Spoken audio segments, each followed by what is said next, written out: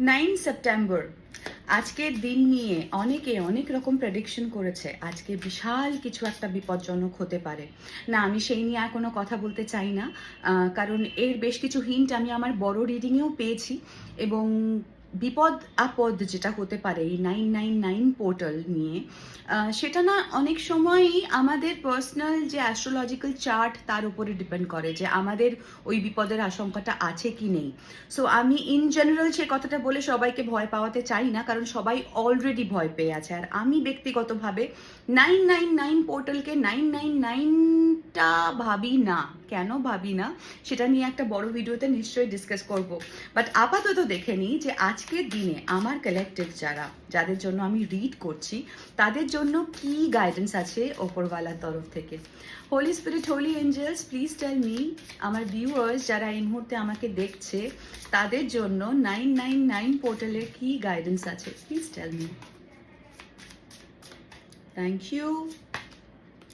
Detach, তোমাকে detach হতে হবে।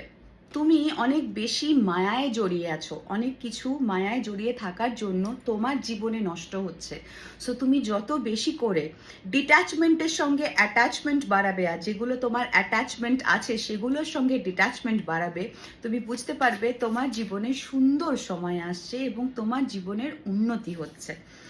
নেক্সট কি আছে দেখি। এক্সপ্যান্ড, যেটা বলছিলাম, আস্তে আস্তে নিজের পরিধিটা বাড়াও, জানার পরিধি, জ্ঞানের পরিধি, এবং তার সাথে তোমার সার্কেল, যেটা তোমার সাপোর্ট সিস্টেম, তোমার ফ্রেন্ড সার্কেল, তোমার ফ্রেন্ডস গ্রুপ, তোমার কাজের জায়গা, ডিফারেন্টভাবে নিজেকে এক্সপ্যান্ড করো। একদম সব কিছু জেনে কুয়োর ব্যাঙের মতো বসে আছো, সিকি ব্যাঙও কিন্তু কনফার্মেশন দিল, হ্যাঁ, এক্সপ্যান্ড করো। দেখে নেবো এর পরের মেসেজ কি আছে তোমাদের জন্য। গিভ, মন খুলে দান করো। যখন তুমি মন খুলে দান করবে তখন তুমি রিসিভিং এনার্জিতেও চলে আসবে।